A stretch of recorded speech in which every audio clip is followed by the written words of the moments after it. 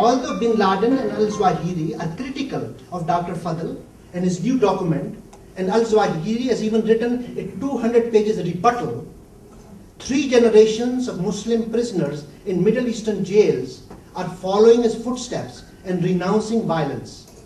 After spending years, even decades in jails, they are getting older and wiser as they see the bitter fruits of the seeds of violence and hatred they had sown decades ago. Lawrence Wright, the author of an insightful book, The Looming Tower, Al-Qaeda and the Road to 9/11, in his June 2nd, 2008 New Yorker article titled The Rebellion Within, reviews the revisionist movement inside Al-Qaeda and highlights that there have been liberal clerics like Mufti Guma in the Muslim world who are offering peaceful and metaphorical rather than literal and violent interpretations of Quran, winning people's hearts as well as minds and inspiring them to abandon their holy war, their jihad, and embrace peace.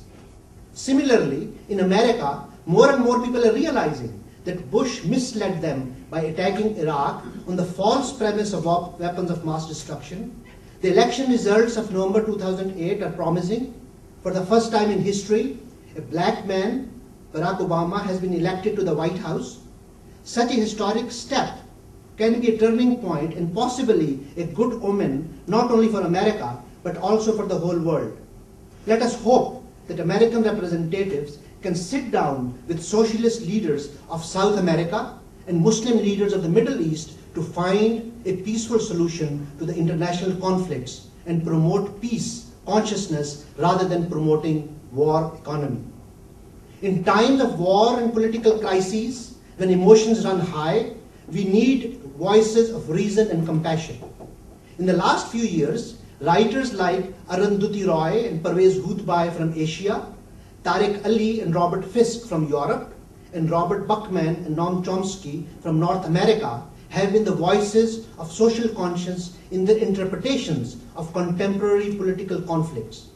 They are the promoters of a genuine dialogue between the scholars, the philosophers, as well as the masses.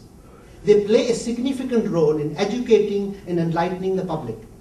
The internet, alongside the print and the visual media, is also playing a major role in promoting such a dialogue.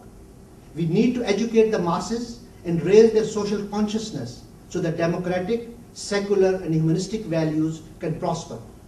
This kind of discussion is even more urgently needed in Muslim countries where military and mullahs, the religious clerics, have joined hands many times to exploit and manipulate the masses. It is also tragic that Western powers, especially America, have supported many dictators, generals, and kings like the Shah of Iran, Saddam Hussein, Ziaul Haq, Pervez Musharraf, and Saudi princes in the last few decades. America used them and then engineered their removal when they were no longer needed. If they are to be independent, people in the Muslim world have to resolve their love-hate relationship with America. Time has come for all of us to review our positions. I have come to the realization that followers of different political and social traditions, whether liberals or socialists, need to rise above their ideological differences and work together for common goals of their communities. I believe that people who respect the human rights of women, children, and minorities, who oppose religious fundamentalism and extremism, who want to keep the church and the state, the mosque and the parliament separate, and who favor peaceful resolution of social, economic, and political conflicts, and who support democracy and social justice can work together to create secular, humanist, and just communities.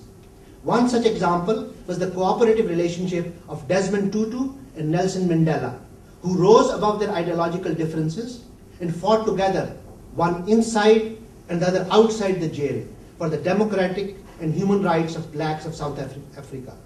At the end, both received Nobel Peace Prize for their struggles to create a peaceful world. They are good role models for other political and religious leaders of the world. And in the end, in the 21st century, humanity is passing through an adolescent phase as it is at a crossroads.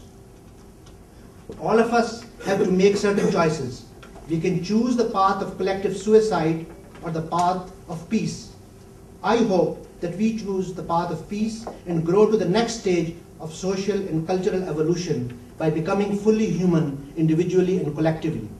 We have to rise above the tribal mentality that of, quote, if you are not with us, you are against us, unquote, and realize that our enemies are our distant cousins.